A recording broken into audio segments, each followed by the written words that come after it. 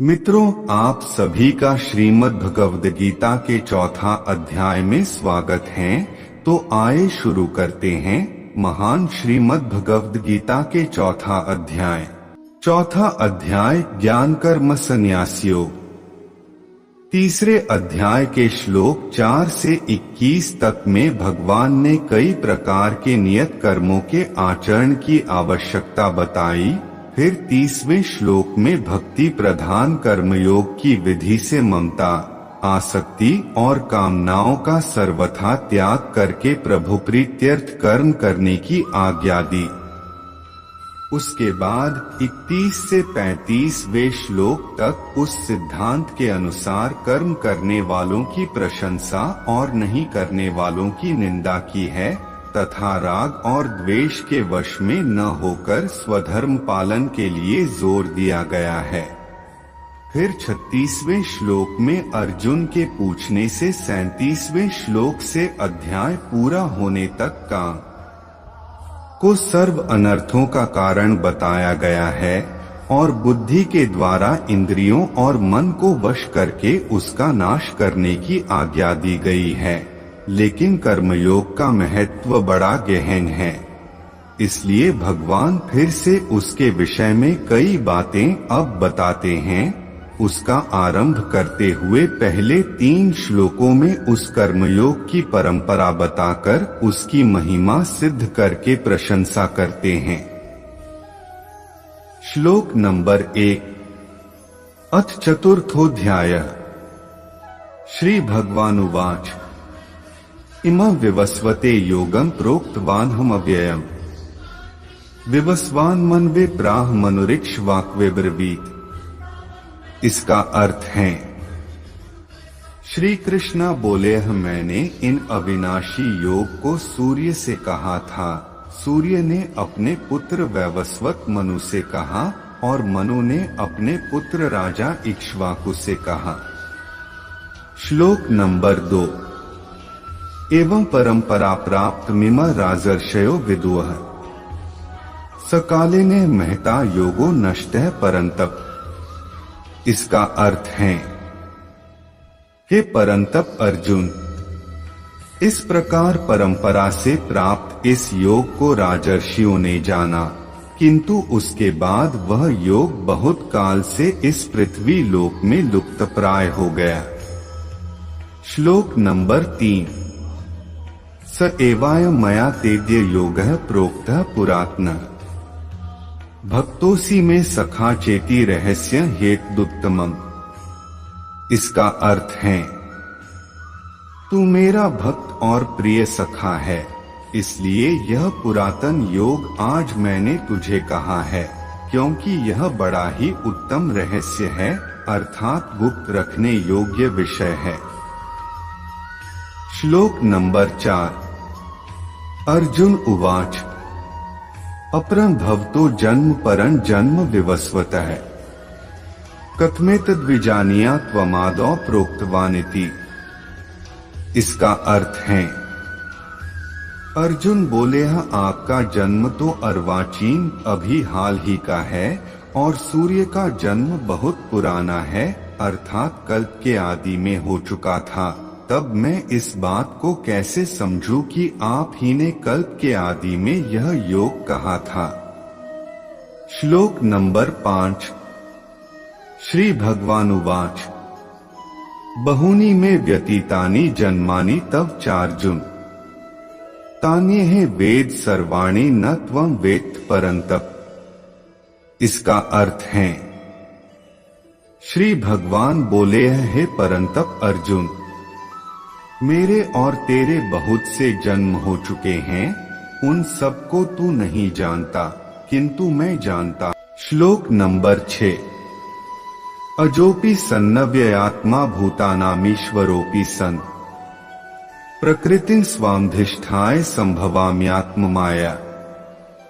इसका अर्थ है, मैं अजन्मा और अविनाशी स्वरूप होते हुए भी तथा समस्त प्राणियों का ईश्वर होते हुए भी अपनी प्रकृति को अधीन करके अपनी योग माया से प्रकट होता हूँ। श्लोक नंबर 7। यदा यदा हि धर्मस्य ग्लानिर्भवति भारत अभ्युत्थानमधर्मस्य तदात्मानं सृजाम्यहम्। इसका अर्थ है, हे भारत, जब जब धर्म की हानि और अधर्म की वृद्धि होती है, तब तब ही मैं अपने रूप को रचता हूँ, अर्थात साकार रूप से लोगों के सम्मुख प्रकट होता हूँ। श्लोक नंबर 8। परित्राणाय साधूना विनाशाय च दुष्कृता धर्म संस्थापनार्थाय संभवामि युगे युगे। इसका अर्थ है, साधु पुरुषों का उद्धार करने के लिए, पाप कर्म करने वालों का विनाश करने के लिए और धर्म की अच्छी तरह से स्थापना करने के लिए मैं युग युग में प्रकट हुआ करता हूँ। श्लोक नंबर 9।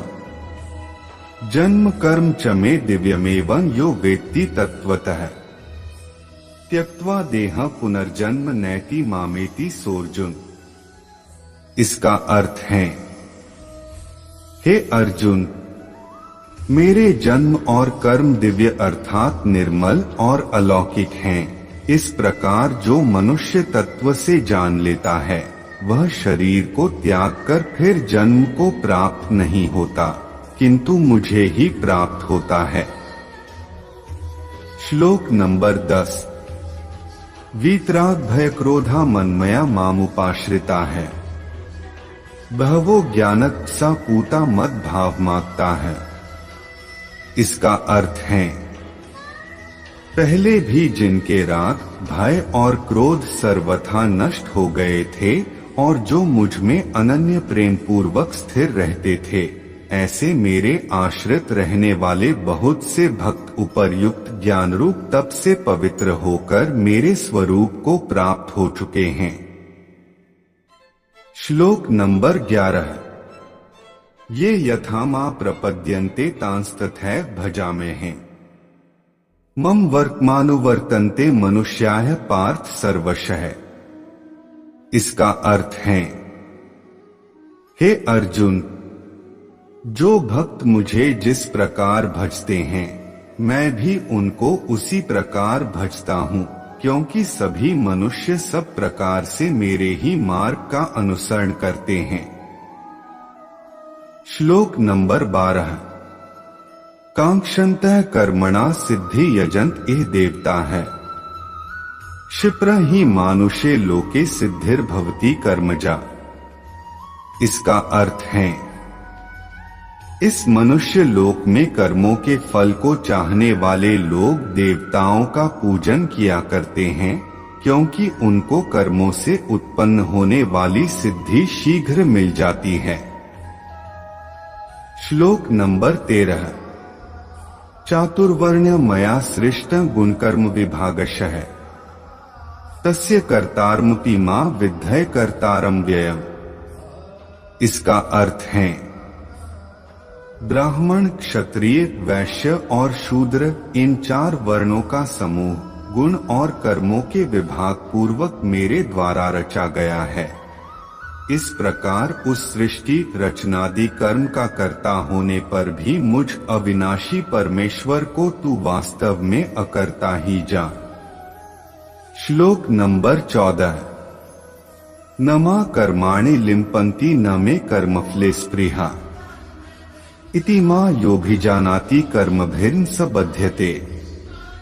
इसका अर्थ है, कर्मों के फल में मेरी स्पृहा नहीं है, इसलिए मुझे कर्म लिप्त नहीं करते। इस प्रकार जो मुझे तत्व से जान लेता है, वह भी कर्मों से नहीं बंधता। श्लोक नंबर 15। एवं ज्ञात्वा कृतं कर्म पूर्वैरपि मुमुक्षुभिः कुरु कर्मैव तस्मात् त्वं पूर्वैः पूर्वतरं कृतम्। इसका अर्थ है, पूर्व काल में मुमुक्षुओं ने भी इस प्रकार जानकर ही कर्म किए हैं, इसलिए तू भी पूर्वजों द्वारा सदा से किए जाने वाले कर्मों को ही कर। श्लोक नंबर 16। किं कर्म किम कर्मेति कव्योप्यत्र मोहिता है तत्ते कर्म प्रवक्ष्यामि यज्ञात्वा मोक्ष से शुभात्। इसका अर्थ है कर्म क्या है और अकर्म क्या है। इस प्रकार इसका निर्णय करने में बुद्धिमान पुरुष भी मोहित हो जाते हैं। इसलिए वह कर्म तत्व मैं तुझे भली भांति समझाकर कहूंगा, जिसे जानकर तू अशुभ से अर्थात कर्म बंधन से मुक्त हो। श्लोक नंबर 17। कर्मणो ह्यपि बोद्धव्यं य विकर्मण है, अकर्मणश्च बोद्धव्य गहना कर्मणो गति है। इसका अर्थ है कर्म का स्वरूप भी जानना चाहिए और अकर्म का स्वरूप भी जानना चाहिए तथा विकर्म का स्वरूप भी जानना चाहिए, क्योंकि कर्म की गति गहन है। श्लोक नंबर 18। कर्मण्य कर्म यह पश्येत् कर्मणि च कर्म यः, स बुद्धिमान मनुष्येषु संयुक्तः कृत्स्न कर्म कृत्। इसका अर्थ है जो मनुष्य कर्म में अकर्म देखता और जो अकर्म में कर्म देखता है, वह मनुष्य में बुद्धिमान है और वह योगी समस्त कर्मों को करने वाला है। श्लोक नंबर 19। यस्य सर्वे समारंभाः काम संकल्प वर्जिता है, ज्ञानाग्निदग्ध कर्माण तमाहुः पंडितम बुधा है। इसका अर्थ है जिसके संपूर्ण शास्त्र सम्मत कर्म बिना कामना और संकल्प के होते हैं तथा जिसके समस्त कर्म ज्ञान रूप अग्नि के द्वारा भस्म हो गए हैं, उस महापुरुष को ज्ञानी जन भी पंडित कहते हैं। श्लोक नंबर 20। त्यक्त्वा कर्मफलासंगं नित्य तृप्तो निराश्रयः, कर्मण्यभिप्रवृत्तोपि नैव किंचित करोति सः। इसका अर्थ है जो पुरुष समस्त कर्मों में और उनके फल में आसक्ति का सर्वथा त्याग करके संसार के आश्रय से रहित हो गया है और परमात्मा में नित्य तृप्त है, वह कर्मों में भली भांति बरतता हुआ भी वास्तव में कुछ भी नहीं करता। श्लोक नंबर 21। निराशीर्य चित्तात्मा त्यक्त सर्व परिग्रहः, शारीरं केवलं कर्म कुर्वन्नाप्नोति किल्बिषम्। इसका अर्थ है जिसका अंतःकरण और इंद्रियों के सहित शरीर जीता हुआ है और जिसने समस्त भोगों की सामग्री का परित्याग कर दिया है, ऐसा आशारहित पुरुष केवल शरीर संबंधी कर्म करता हुआ भी पापों को नहीं प्राप्त होता। श्लोक नंबर 22। यदृच्छालाभ संतुष्टो द्वंद्वातीतो विमत्सरः, समः सिद्धाव सिद्धौ च कृत्वापि न निबध्यते। इसका अर्थ है जो बिना इच्छा के अपने आप प्राप्त हुए पदार्थ में सदा संतुष्ट रहता है, जिसमें ईर्ष्या का सर्वथा अभाव हो गया है, जो हर्ष शोक आदि द्वंद्वों में सर्वथा अतीत हो गया है, ऐसा सिद्धि और असिद्धि में सम रहने वाला कर्मयोगी कर्म करता हुआ भी उनसे नहीं बंधता। श्लोक नंबर 23। गतसंगस्य मुक्तस्य ज्ञानावस्थित चेतसः, यज्ञायाचरतः कर्म समग्रं प्रविलीयते। इसका अर्थ है जिसकी आसक्ति सर्वथा नष्ट हो गई है, जो देहाभिमान और ममता रहित हो गया है, जिसका चित्त निरंतर परमात्मा के ज्ञान में स्थित रहता है, ऐसा केवल यज्ञ संपादन के लिए कर्म करने वाले मनुष्य के संपूर्ण कर्म भली भांति विलीन हो जाते हैं। श्लोक नंबर 24। ब्रह्मार्पण ब्रह्मा हविर्ब्रह्माग्नो ब्रह्मणाहुतम्, ब्रह्मैव तेन गंतव्यं ब्रह्म कर्म समाधिना। इसका अर्थ है जिस यज्ञ में अर्पण अर्थात श्रुवा आदि भी ब्रह्मा है और हवन किए जाने योग्य द्रव्य भी ब्रह्मा है तथा ब्रह्मरूप कर्ता के द्वारा ब्रह्मरूप अग्नि में आहुति देना रूप क्रिया भी ब्रह्मा है। उस ब्रह्म कर्म में स्थित रहने वाले योगी द्वारा प्राप्त किए जाने वाले योग्य फल भी ब्रह्मा ही है। श्लोक नंबर 25। दैव में वापरे यज्ञ योगिनः पर्युपास्ते ब्रह्माग्नाव परे यज्ञ यज्ञेन वोपजुह्नति। इसका अर्थ है दूसरे योगी जन देवताओं के पूजन रूप पर ब्रह्मा परमात्मा रूप अग्नि में अभेद दर्शन रूप यज्ञ के द्वारा ही आत्म रूप यज्ञ का हवन किया करते हैं। श्लोक नंबर 26। श्रोत्रादीनीन्द्रियाण्यन्ये संयमाग्निषु जुह्नति शब्दादीन विषयान्य इंद्रियाग्निषु जुह्नति। इसका अर्थ है अन्य योगी जन श्रोत्र आदि समस्त इंद्रियों को संयम रूप अग्नियों में हवन किया करते हैं और दूसरे लोग शब्दादि समस्त विषयों को इंद्रिय रूप अग्नियों में हवन किया करते। श्लोक नंबर 27। सर्वाणींद्रिय कर्माणि प्राण कर्माणि चापरे आत्मसंयमयोगाग्नो जुह्नति ज्ञान दीपिते। इसका अर्थ है दूसरे योगी जन इंद्रियों की संपूर्ण क्रियाओं को और प्राण की समस्त क्रियाओं को ज्ञान से प्रकाशित आत्मसंयम योग रूप अग्नि में हवन किया करते हैं।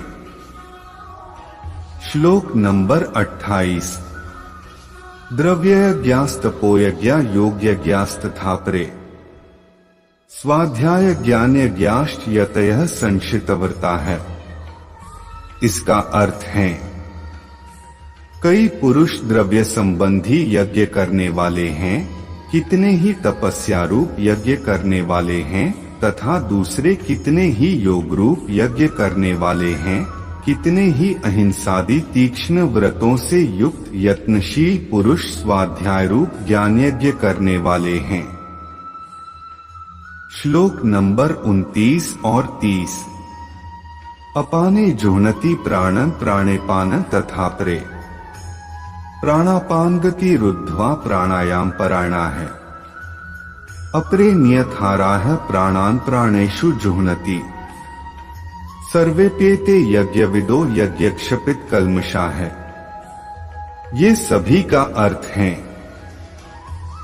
दूसरे कितने ही योगी जन अपान वायु में प्राण वायु को हवन करते हैं, वैसे ही अन्य योगी जन प्राणवायु में अपान वायु को हवन करते हैं तथा अन्य कितने ही नियमित आहार करने वालों प्राणायाम परायण पुरुष प्राण और अपान की गति को रोककर प्राणों को प्राणों में ही हवन किया करते हैं।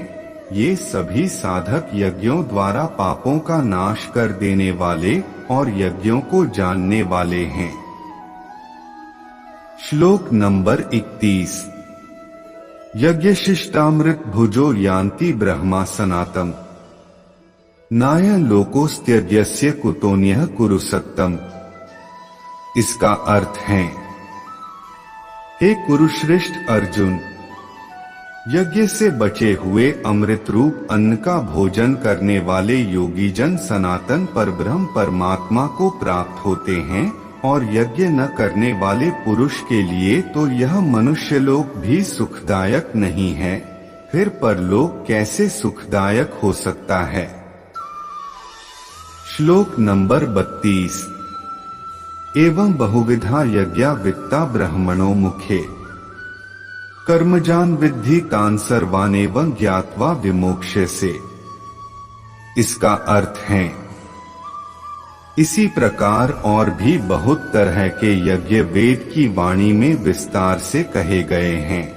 उन सबको तू मन इंद्रिय और शरीर की क्रिया द्वारा संपन्न होने वाला जान। इस प्रकार तत्व से जानकर उनके अनुष्ठान द्वारा तू कर्म बंधन से सर्वथा मुक्त हो जाएगा। श्लोक नंबर 33। श्रेयांद्रव्यम्याद्य ज्ञाज ज्ञानयज्ञः परन्तप सर्वं कर्माखिलं पार्थ ज्ञाने परिसमाप्यते। इसका अर्थ है, हे परंतप अर्जुन, द्रव्यमय यज्ञ की अपेक्षा ज्ञान यज्ञ अत्यंत श्रेष्ठ है तथा यावन मात्र संपूर्ण कर्म ज्ञान में समाप्त हो जाते हैं। श्लोक नंबर 34। तद्विद्धि प्रणिपातेन परिप्रश्नेन सेव्या उपदेक्ष्यन्ति ते ज्ञान ज्ञानिनस्तत्वदर्शिनः। इसका अर्थ है, उस ज्ञान को तू तत्वदर्शी ज्ञानियों के पास जाकर समझ, उनको भली भांति दंडवत प्रणाम करने से, उनकी सेवा करने से और कपट छोड़कर सरलता पूर्वक प्रश्न करने से वे परमात्म तत्व को भली भांति जानने वाले ज्ञानी महात्मा तुझे उस तत्व ज्ञान का उपदेश करे। श्लोक नंबर 35। यज्ञात्वा न पुनर्मोहमेवं यास्यसि पांडव येन भूतान्यशेषेन द्रक्ष्यस्यात्मन्यथो मयि। इसका अर्थ है, जिसको जानकर फिर तू इस प्रकार मोह को प्राप्त नहीं होगा तथा हे अर्जुन, जिस ज्ञान के द्वारा तू संपूर्ण भूतों को निःशेष भाव से पहले अपने में और पीछे मुझे सच्चिदानंद घन परमात्मा में देखेगा। श्लोक नंबर 36। अपि चेत्सि पापेभ्य सर्वेभ्यः पापकृत्तमः सर्वं ज्ञानप्लवेन वृजिन संतरिष्यसि। इसका अर्थ है, यदि तू अन्य सब पापियों से भी अधिक पाप करने वाला है तो भी तू ज्ञान रूप नौका द्वारा निःसंदेह संपूर्ण पाप समुद्र से भली भांति तर जाएगा। श्लोक नंबर 37। यथैधांसि समिद्धोऽग्निर्भस्मसात् कुरुतेऽर्जुन ज्ञानाग्निः सर्वकर्माणि भस्मसात् कुरुते तथा। इसका अर्थ है, क्योंकि हे अर्जुन, जैसे प्रज्वलित अग्नि ईंधनों को भस्ममय कर देती है, वैसे ही ज्ञान रूप अग्नि संपूर्ण कर्मों को भस्ममय कर देती है। श्लोक नंबर 38। न हि ज्ञानेन सदृशं पवित्रमेव विद्यते तत्स्वयं योग संसिद्धः कालेनात्मनि विन्दति। इसका अर्थ है, इस संसार में ज्ञान के समान पवित्र करने वाला निःसंदेह कुछ भी नहीं है। उस ज्ञान को कितने ही काल से कर्मयोग के द्वारा शुद्धांतःकरण हुआ मनुष्य अपने आप ही आत्मा में पा लेता है। श्लोक नंबर 39। श्रद्धावान् लभते ज्ञान तत्परः संयतेन्द्रियः ज्ञान लब्ध्वा परां शांतिं चिरेणाधिगच्छति। इसका अर्थ है, जितेंद्रिय साधन प्रायण और श्रद्धावान मनुष्य ज्ञान को प्राप्त होता है तथा ज्ञान को प्राप्त होकर वह बिना विलंब के तत्काल ही भगवत प्राप्ति रूप परम शांति को प्राप्त हो जाता है। श्लोक नंबर 40। अज्ञश्चा श्रद्धानश्च संशयात्मा विनश्यति नाय लोकोस्ति न परो न सुखं संशयात्मनः। इसका अर्थ है, विवेकहीन और श्रद्धारहित संशयुक्त मनुष्य परमार्थ से अवश्य भ्रष्ट हो जाता है। ऐसे संशयुक्त मनुष्य के लिए न यह लोक है, न परलोक है और न सुख ही है। श्लोक नंबर 41। योग संन्यस्त कर्माण ज्ञान संच्छिन्न संशयम् आत्मवंत न कर्माणि निबध्नन्ति धनंजय। इसका अर्थ है, हे धनंजय, जिसने कर्मयोग की विधि से समस्त कर्मों को परमात्मा में अर्पण कर दिया है और जिसने विवेक द्वारा समस्त संशयों का नाश कर दिया है, ऐसे वश में किए हुए अंतःकरण वाले पुरुष को कर्म नहीं बांधते। श्लोक नंबर 42। तस्माद् ज्ञान संभूतं हृत्स्थं ज्ञानासीनात्मनः छित्त्वेन संशय योगमातिष्ठोत्तिष्ठ भारत। इसका अर्थ है, इसलिए हे भरतवंशी अर्जुन, तू हृदय में स्थित इस अज्ञान जनित अपने संशय का विवेक ज्ञान रूप तलवार द्वारा छेदन करके समत्वरूप कर्मयोग में स्थित हो जा और युद्ध के लिए खड़ा हो जा। तत्सदिति श्रीमद् भगवद गीतासूपनिषत्सु ब्रह्म विद्याया योगशास्त्रे श्री कृष्णार्जुन संवादे ज्ञान कर्म संन्यास योगो नाम चतुर्थोध्याय। इसका अर्थ है, इस प्रकार उपनिषद, ब्रह्म विद्या तथा योग शास्त्र रूप श्रीमद् भगवद गीता के श्री कृष्ण अर्जुन संवाद में ज्ञान कर्म संन्यास योग नामक चतुर्थ अध्याय संपूर्ण। श्रीमद् भगवद गीता का चौथा अध्याय यहीं पर समाप्त होता है। उम्मीद करते हैं मित्रों कि आप सभी को ये वीडियो जरूर पसंद आई होगी। अब हम लोग मिलते हैं श्रीमद् भगवद गीता के 5वां अध्याय के साथ में। तब तक के लिए आप सभी अपना ख्याल रखें। जय श्री कृष्ण।